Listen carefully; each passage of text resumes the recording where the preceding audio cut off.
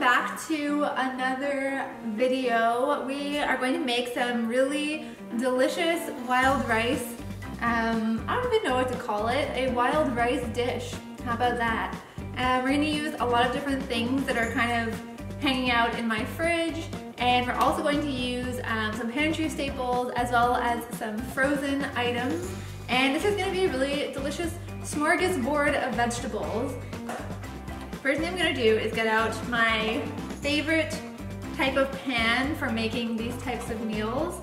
To this lovely pan, I have added about roughly 2 tablespoons of olive oil. I put on a pair of gloves because my eczema on my hands is really aggravated right now. I don't wear gloves every time I cook, but I just find that it helps protect my hands from all the constant hand washing and touching all these different textures and vegetables and getting things all over my hands. It doesn't feel that great when you have eczema. I've really roughly diced up about 1/4 cup of red onion. I'm gonna add that to the pan.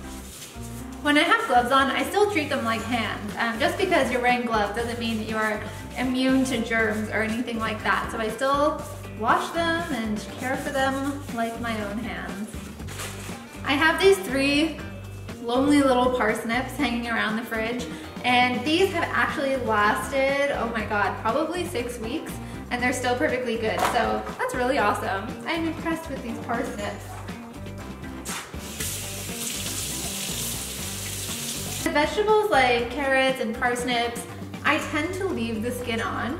But when I'm working with something like apples or oranges where they often wax the skin, sometimes the skin can make my mouth a little itchy, and it's really hard to know what type of wax has been used on a fruit like that because it's not labeled. So I often peel my fruits just because I don't know and I don't want to risk getting that itchy mouth.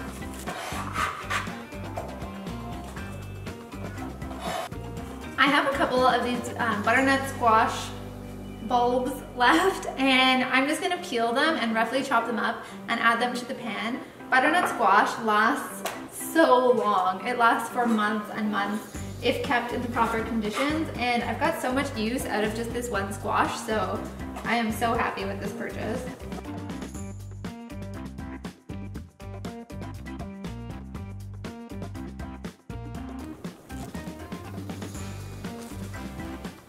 I'm gonna season all of this with some salt and pepper. Pretty generous. I love, love, love pepper. I put so much pepper on everything. So I'm really gonna give her.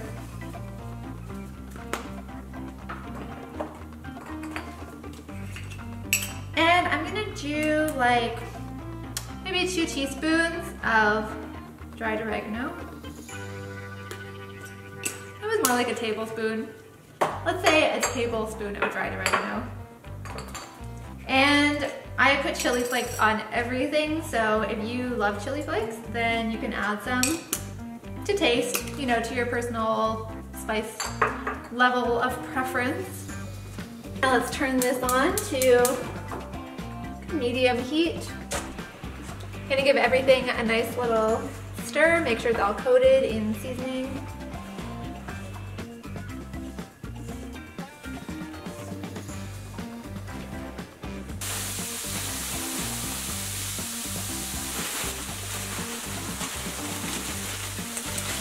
I'm also gonna add some frozen basil and maybe a couple frozen tomatoes too.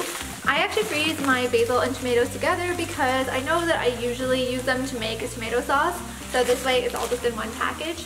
Basil I find freezes pretty well. I don't usually use the frozen basil for fresh dishes, but I think that it goes really well in hot things like a soup or pasta or stir fry, so I'm gonna crunch up a few basil leaves and add that too.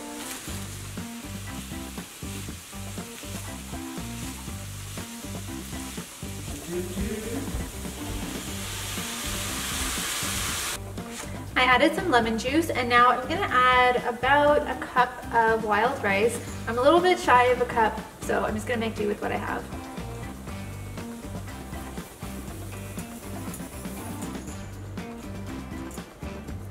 Toss it all around until the rice is evenly distributed throughout all the vegetables. I'm now going to add about 2 cups of water. You can also use your favorite chicken broth or beef stock or vegetable stock, but I don't have any of those right now, so I'm just going to use water and it's still going to taste awesome.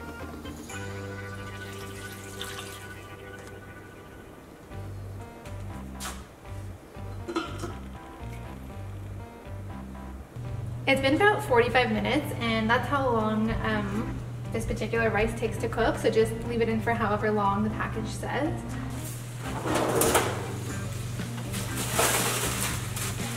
Now there's a little bit of liquid left in the pan and I'm going to add my final frozen vegetable, which is frozen arugula. I wash it and bag it and basically it becomes one big clump and I just break it apart and then I don't have to chop it. So